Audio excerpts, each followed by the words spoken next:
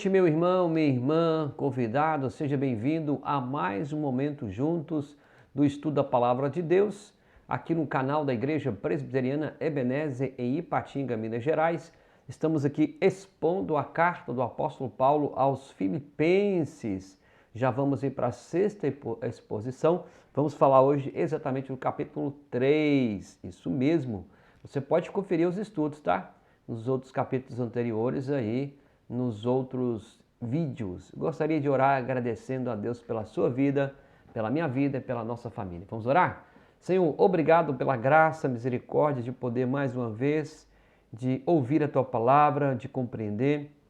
Pedimos que Teu Espírito possa nos capacitar, nos ensinar e que através desta palavra vidas sejam transformadas, curadas, renovadas, libertas, salvas e santificados, Deus. Que a Tua palavra produza em nós frutos dignos de arrependimento.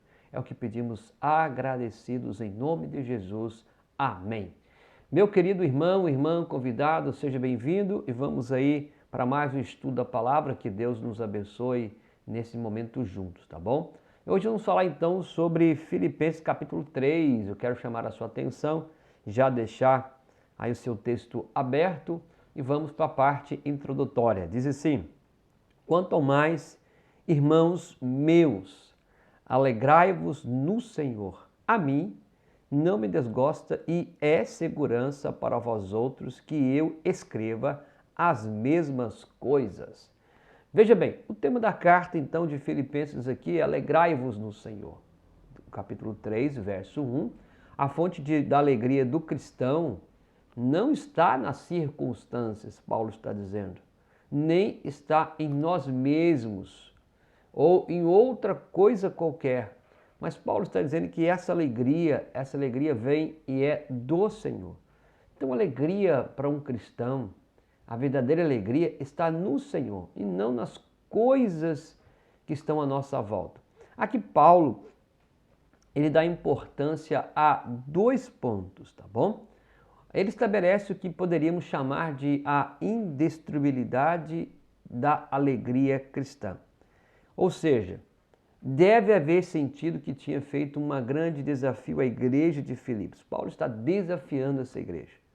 Para os seus fiéis aqui, que nós estamos inserido no capítulo 3, existia a possibilidade da mesma classe desses irmãos serem perseguidos e até mesmo serem presos ou até mesmo morrerem a mesma morte do apóstolo Paulo. Então eles estavam imersos nessa luta e na disciplina cristã. De um ponto de vista, parecia ser cristão naquele momento, não era uma questão de ser um cristão como uma empresa que está correndo um risco porque é um trabalho perigoso. Não, aqui Paulo está dizendo que a vossa alegria ninguém poderá tirar. Lá nós encontramos também isso em João 16, 22, e Paulo está completando aqui que essa alegria é no Senhor. Então, Paulo vai trabalhar aqui nessa introdução essa indestrutibilidade da alegria cristã. Ele vai mostrar que essa alegria ela é indestrutível. Ela não pode ser destruída, ela não pode ser corrompida, porque ela vem do Senhor e é no Senhor. É o que Paulo está querendo aqui colocar para os nossos irmãos. Então, há uma certa, meus irmãos, aqui, inalterabilidade na alegria cristã, e é assim porque é alegria no Senhor. A alegria no Senhor é a nossa força, diz a Bíblia. O cristão está sempre na presença e na companhia de Jesus Cristo. Nós não temos como sair da companhia dele, a não ser que nós não sejamos dele. Pode perder tudo, pode perder posse, pode perder amizade, até mesmo a saúde, mas jamais pode perder o poder de Cristo. Esse poder de Cristo em nós, ele é autêntico, ele é verdadeiro. É por isso que até mesmo as circunstâncias em que a alegria parecia impossível e nas quais parece não haver mais que dor, mal-estar, decepção, temores, desconforto da vida, nada disso pode nos separar do amor de Deus em Cristo Jesus, o nosso Senhor. Paulo vai dizer isso em Romanos. Então veja que essa indestrutibilidade, esta vida cristã, nós devemos a cada dia entender que nada pode destruir essa alegria. Não é as circunstâncias, não é a perda, não é o momento que vai destruir a alegria. Porque nada pode destruir essa alegria. Nada pode separar-nos do amor de Cristo. Então esse é o primeiro ponto que Paulo está colocando aqui nessa entrada desse capítulo 3. E aqui o segundo ponto que Paulo coloca, meus irmãos e convidados, é a necessidade de repetir. Ele coloca, vós outros que escrevam as mesmas coisas. Então Paulo está repetindo coisas que eles já ouviram. Disse que se propõe a escrever sobre coisas que ele já tinha ensinado, já tinha escrito. Paulo tivesse escrito mais de uma carta para os irmãos filipenses, possivelmente, né? Porque, veja bem, é muito surpreendente que Paulo está dizendo escrever novamente. E Paulo escreveu dos anos 48 até 64, durante 16 mais ou menos, 16 anos. E nós só possuímos 13 cartas, a não ser que nesse transcorrido longo de tempo, né, nesse período em que Paulo não empunhasse a pena. Muitas das suas cartas devem ser perdidas ao longo da história. Não é nada estranho que Paulo se refira às cartas anteriores que nós já não possuímos. Então são longos 16 anos de escrita. E possivelmente Paulo não deixara os seus anos sem usar a pena.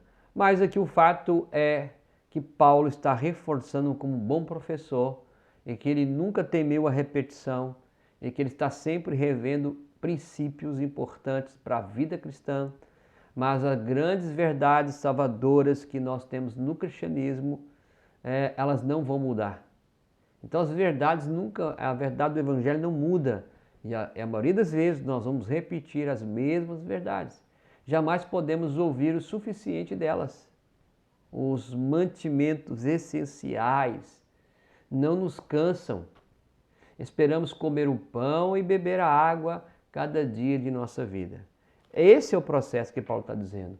Que essa alegria, ela não pode ser destruída porque ela tem uma base segura. Jesus Cristo.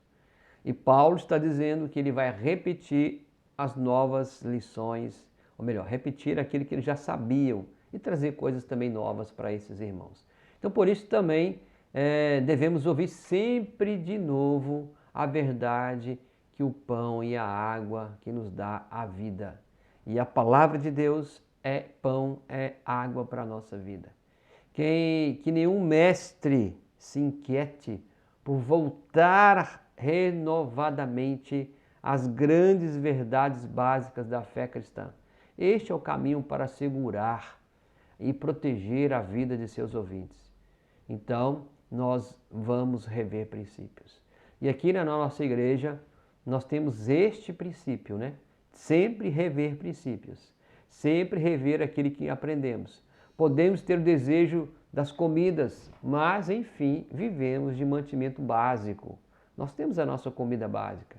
A pregação, o ensino, o estudo, tá, da palavra, podem ter atrativos, pode ter muitas coisas que vão nos atrair para sair desse básico, mas as verdades fundamentais nunca se proclamarão e nunca se ouvirão o suficiente com frequência como para oferecer absoluta segurança espiritual. Nós nunca vamos cansar. Sempre nós vamos necessitar de ouvir, de proclamar a suficiência e com frequência a palavra que já sabemos. E Paulo está dizendo isso claramente, que ele vai repetir. E aqui, já começando os versículos 2 e 3, vamos aqui para mais um momento. Ele diz assim: acautelai-vos dos cães, acautelai-vos dos maus obreiros, acautelai-vos da falsa circuncisão. Verso 3: porque nós é que somos a circuncisão, nós que adoramos a Deus no Espírito e nós nos gloriamos em Cristo Jesus e não confiamos na carne. De repente, Paulo passa as advertências. Então ele disse essa introdução, dizendo que essa alegria não pode ser destruída, de que ele vai repetir os ensinos, e de repente então Paulo começa as advertências. Onde quer que Paulo pregasse esse evangelho, o seguiam os judeus que tentavam destruir o seu ensino. Então imagina, Paulo pregava, vinham os judeus e destruía, tentando destruir o ensino. Ensinava que só nos salvamos pela graça. Veja que Paulo está ensinando que só nos salvamos pela graça, que a salvação é um livre dom de Deus e que jamais poderemos merecer e ganhar a graça. Hoje, nos nossos dias, saiba disso, somos salvos pela graça. Salvação é livre dom de Deus e jamais poderemos merecer e ganhar a salvação. Que só com humildade e com atitude de oração podemos receber o que Deus nos oferece, que é graça. Por isso que chama graça, favor imerecido. Paulo, então, ele vai tratando isso com os nossos irmãos naquele contexto. Ademais, de acordo com os ensinos de Paulo, os dons de Deus são para todos os homens e nações. Ninguém fica excluído, como está dizendo aqui o texto claro. Então, segundo o ensino destes judeus que Paulo está aqui advertindo, se alguém queria salvar, deveria acumular méritos perante Deus, mediante as inumeráveis obras da lei. Então, quanto mais aquele seguidor observasse a lei, acumulasse mérito, esse era de fato salvo. Então devia assim ter uma conta corrente para com Deus e aí converter-se a Deus em seu devedor, realizando continuamente as obras da lei. Então quanto mais obras da lei, quanto mais acúmulo, quanto mais você ter a conta com Deus, aí a coisa fica mais fácil para a salvação. Ensinavam, além disso, que a salvação pertencia aos judeus e a ninguém mais. Então veja, a salvação pertencia somente a esse grupo específico, e quanto mais você observasse a lei, você acumulava méritos. Quanto mais você observava a lei, mais você tinha na conta corrente com Deus.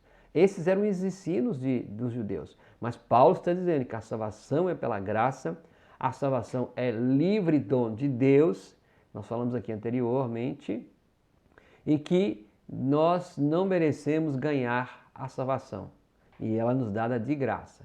Então Paulo está contrapondo esses ensinos que estão agora surgindo, e que de nada servia Deus ao homem enquanto este não se circuncidasse fazendo-se judeu. Então Paulo está dizendo que esses irmãos judeus estão dizendo que Deus aqui só poderia entrar quando este homem se circuncidasse, fazendo-se judeu. Paulo oferecia a todos os homens uma salvação pela livre graça de Deus.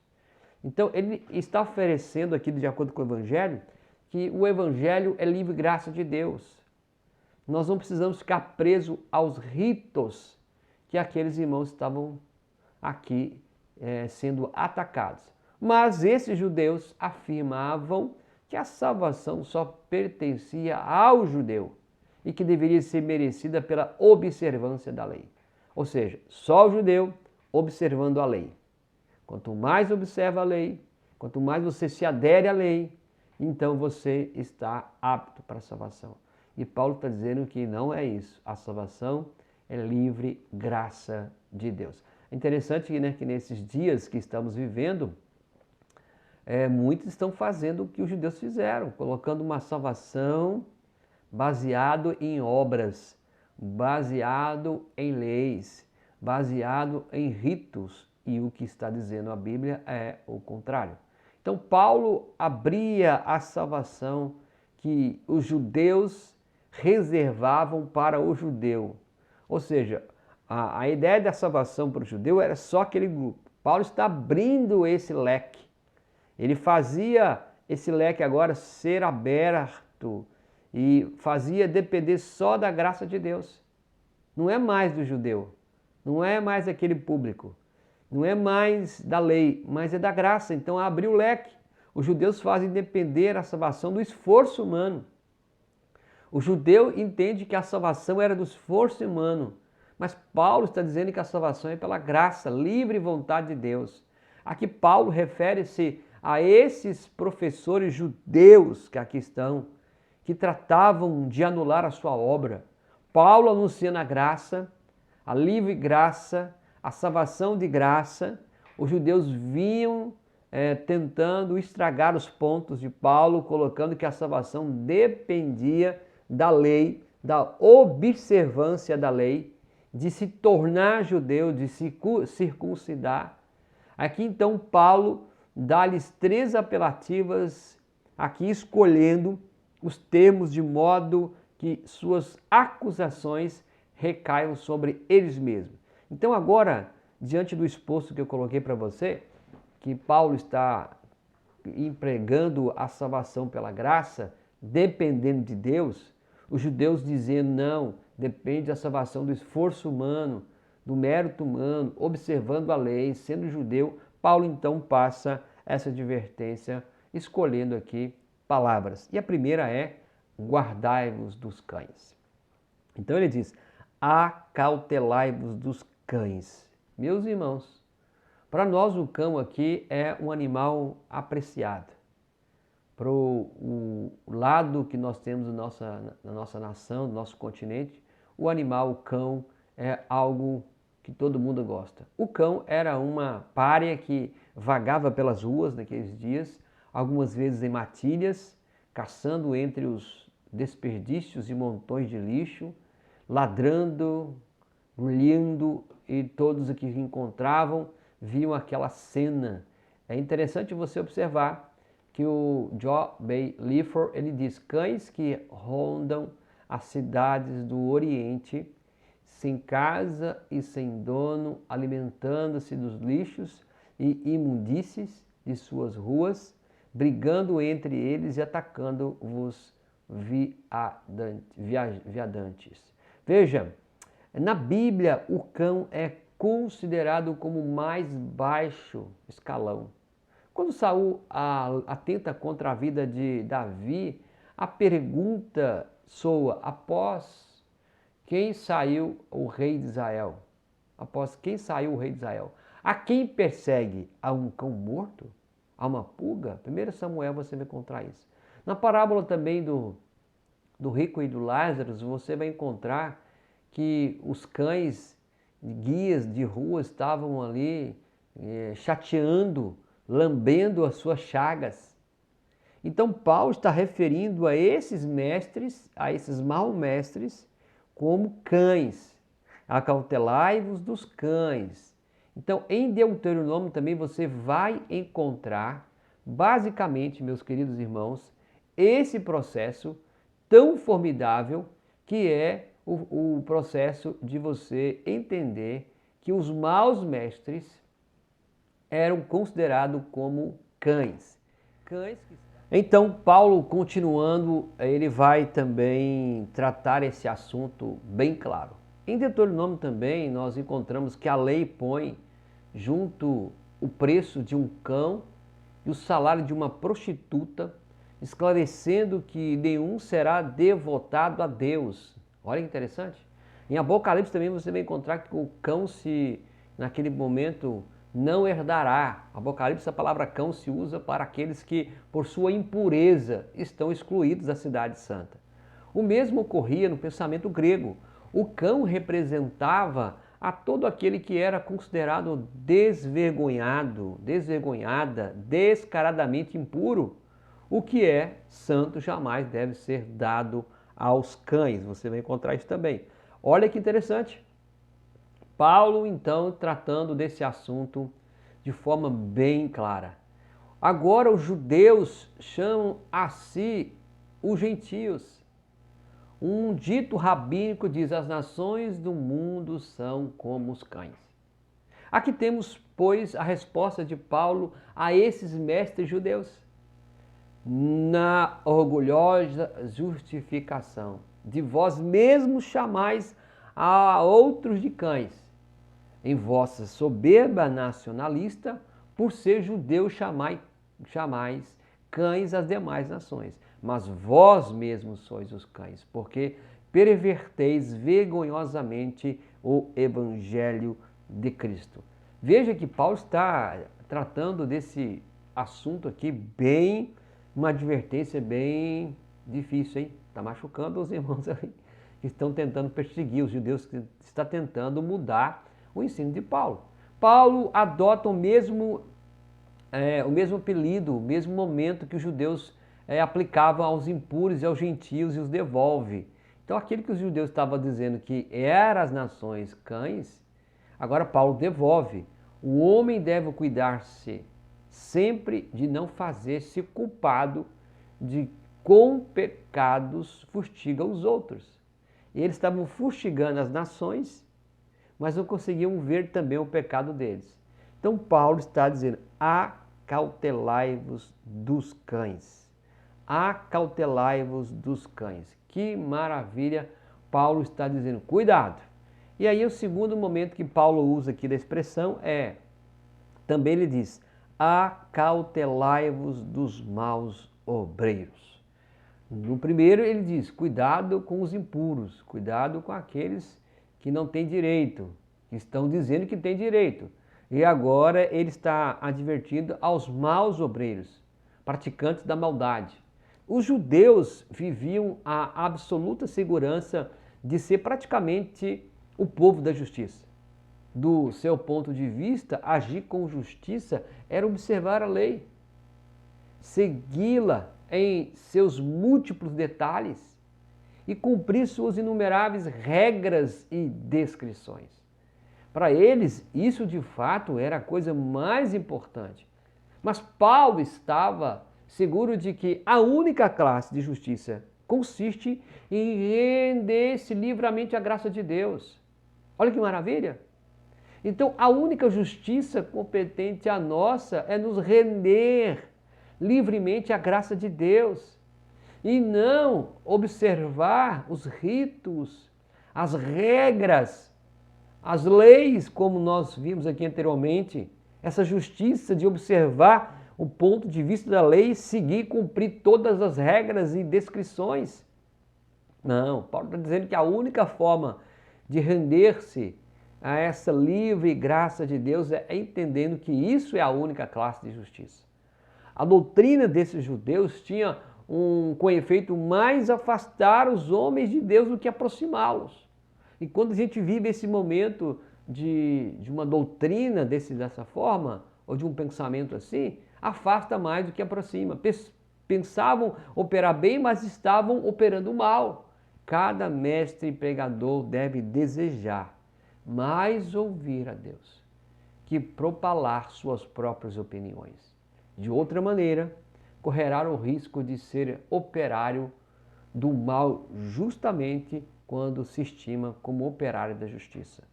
Ou seja, nós como pregadores, vou usar o meu tempo, a minha vida aqui agora.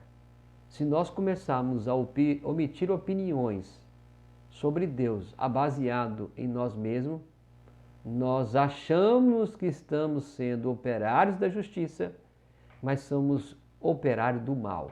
É o que eles estavam vivendo.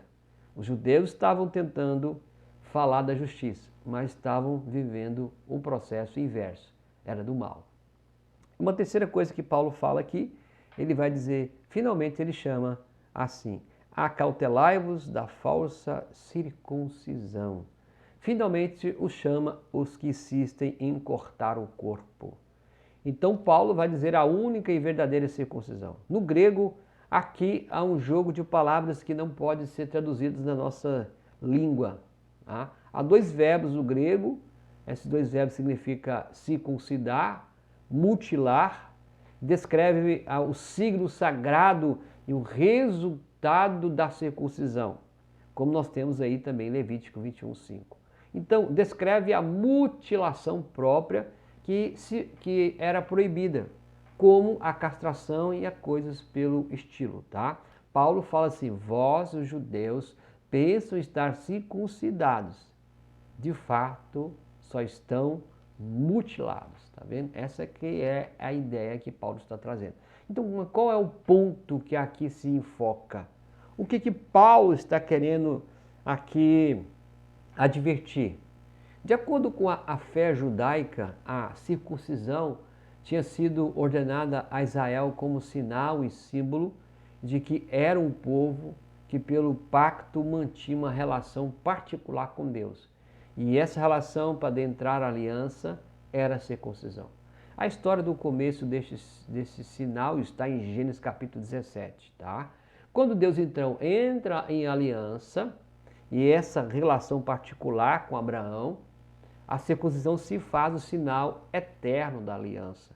Agora, a circuncisão só é um sinal na carne, algo que se faz no corpo do homem, como nós temos aqui no registro sagrado, tá?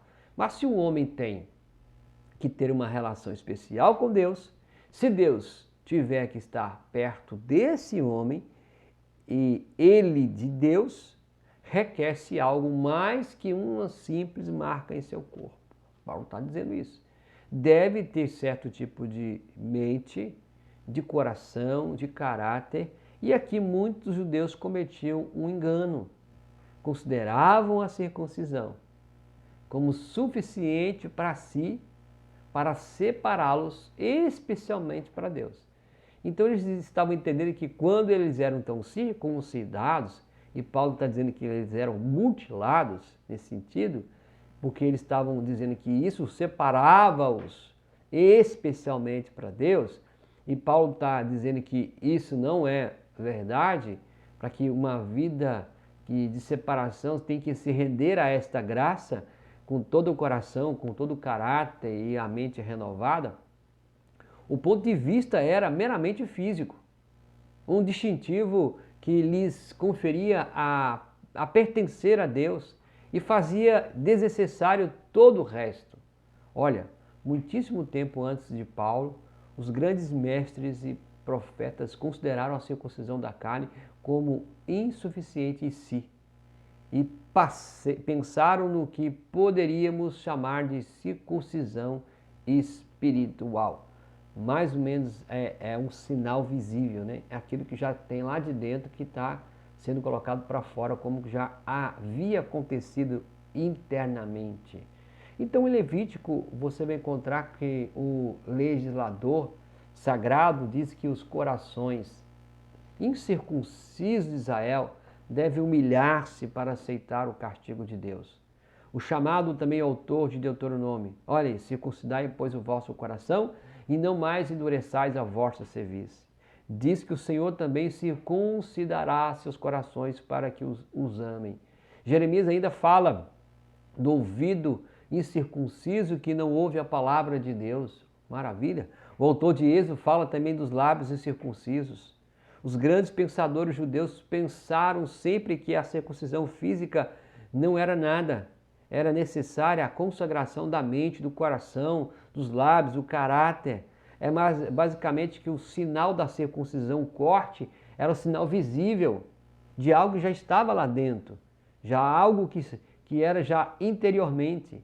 E Paulo vai dizer: se vocês não tiverem nada mais que mostrar, senão a circuncisão da carne, se tudo que tem é uma marca física, então não estão realmente circuncidados, só estão mutilados, porque a circuncisão real é a consagração a Deus do coração, da mente, do pensamento e da vida. Veja então que Paulo está colocando essa exortação de uma forma bem clara. Por tudo isso, diz Paulo que os cristãos são os verdadeiros circuncidados. Paulo então vai dizer para ele que os verdadeiros circuncidados não são os judeus, mas são os cristãos. Então, essa circuncisão, esses circuncidados, estão de fato numa aliança com Deus. É o que Paulo está dizendo. Aqui nós encontramos então, estão circuncidados não com um sinal externo ou uma marca na carne, mas com uma circuncisão interior, espiritual, do que os grandes legisladores, professores e profetas tinham falado e escrito. A verdadeira circuncisão, ela não é externa, ela é interna, que Paulo está dizendo. No entanto, eles eram mutilados e não circuncidados, mas os cristãos, de fato, eram verdadeiros circuncidados, um sinal externo dessa vida. Então, quais são, pois, os signos da verdadeira circuncisão? Paulo enumera 3 aqui, tá bom?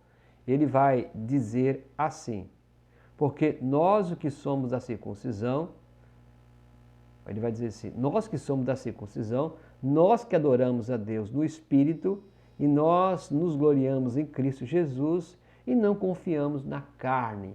Então, versículo 3, Paulo então começa a dizer que essa única circuncisão verdadeira, ela tem alguns significados. Vamos lá então? Primeiro, nós que no Espírito adoramos a Deus.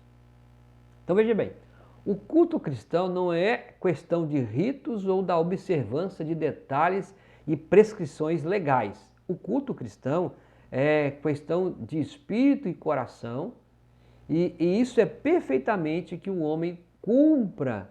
Se cumprirmos uma liturgia elaborada só para cumprir, como algo para impressionar Deus, nós vamos afastar-nos de Deus e não vamos chegar com o coração mais perto. Veja, nós devemos adorar a Deus em espírito e em verdade. Como Jesus disse àquela mulher. Chegou a hora, mulher. Não é nesse monte, não é naquele monte, mas agora em espírito e em verdade. É claro que a adoração que nós temos, meus irmãos, a forma de você cultuar, é claro que exige uma forma de liturgia. Eu não estou descartando aqui a liturgia. Haja vista que nós, como igreja presbiteriana, temos a nossa liturgia, né? Liturgia do culto. Mas ter uma liturgia por ter uma liturgia elaborada, boa, em vez de ela aproximar as pessoas de Deus, vai afastar, porque ele havia lei por lei. E Paulo está dizendo, porque nós que somos a circuncisão, nós que adoramos a Deus no Espírito, veja, não baseado em leis, não baseado em mérito, não baseado na observância de si mesmo, mas adoramos em Espírito a esse Deus. É impressionante aqui Paulo tratar isso, né? É impressionante. E também é perfeitamente possível que a pessoa observe meticulosamente todas as práticas externas da religião, entretanto, siga abrigando em seu coração ódio, amargura, orgulho, rancor. Veja, nós podemos observar toda a lei, mas ainda tem um coração odioso, tem um coração amargurado, um coração orgulhoso, um coração cheio de rancor. O verdadeiro cristão, o verdadeiro circuncidado, o homem que de fato se mantém numa relação fiel, profunda, de aliança com Deus, rende culto a Deus, não pela observância de práticas externas, mas por uma devoção verdadeira, uma autêntica sinceridade de coração. Não é só no templo, mas na casa dele, na empresa que ele trabalha, na escola, na faculdade. Veja que o seu culto é amor de Deus, é o amor a esse Deus, é servir a Deus, servir aos homens. A profunda humildade de que reconhecer seu pecado e cuja a existência da sua salvação está baseada na livre graça de Deus. Então nisso ele se deleita em servir e adorar a esse Deus em espírito. É interessante que Paulo trata isso, e os judeus estavam adorando a Deus não em espírito, não em verdade, mas estavam adorando na carne, em si mesmo, na observância da lei, dos ritos. E aqui, a segunda coisa que Paulo coloca, ele diz, em Jesus Cristo está a nossa glória. Veja que a única glória do cristão não é o que faz por si mesmo. Os judeus faziam por si mesmos, observando a lei, sendo circuncidado, e agora Paulo está dizendo que não é por si mesmo. A glória aqui está em Cristo. Ele coloca, porque nós que somos da circuncisão, nós que adoramos a Deus do Espírito e nós nos gloriamos em Cristo Jesus. A glória não era baseada na lei, que Paulo está dizendo, a glória não é baseada em si mesmo, porque é dizer que eu sou circuncidado, que eu sou judeu, que eu observo a lei. Então, a glória estava baseada nesses pontos para o judeu. E Paulo está dizendo que não é isso. A base é Cristo. Cristo é a base. O único orgulho do cristão é que Cristo morreu por ele. Esse é o maior orgulho do cristão. Cristo morreu por mim. Ele me salvou.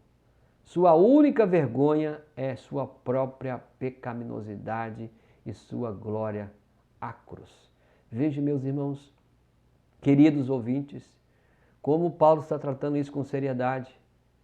Se nós temos que nos gloriar em Cristo Jesus, porque Ele morreu naquela cruz por nós. Ele nos deu a oportunidade de ter vida através da sua morte. E a terceira coisa que Paulo coloca no versículo 3 é: não confiamos na carne. O cristão não confia na carne em momento nenhum. Os judeus depositavam sua confiança no sinal físico. Os judeus depositavam sua confiança na observância da lei, na carne, na circuncisão, nas realizações humanas, nas prescrições da lei, na observância da lei. O cristão só coloca sua confiança na misericórdia. O cristão só coloca sua confiança na graça, na livre vontade soberana de Deus. Os judeus confiavam essencialmente em si mesmos. O cristão confia essencialmente em Deus. Veja que Paulo está fazendo esses contrapontos. Confiar não na carne, mas confiar naquilo que Cristo já fez por nós. É isso que Paulo está dizendo. Então, a verdadeira circuncisão não é uma marca na carne. É o culto verdadeiro, a verdadeira glória, a verdadeira confiança na graça de Deus, em Cristo Jesus, que é o nosso Senhor. É o que Paulo está dizendo. Vocês confiam na circuncisão, ele usa essa palavra, né, na mutilação, e vocês estão dizendo que são circuncidados, mas não são.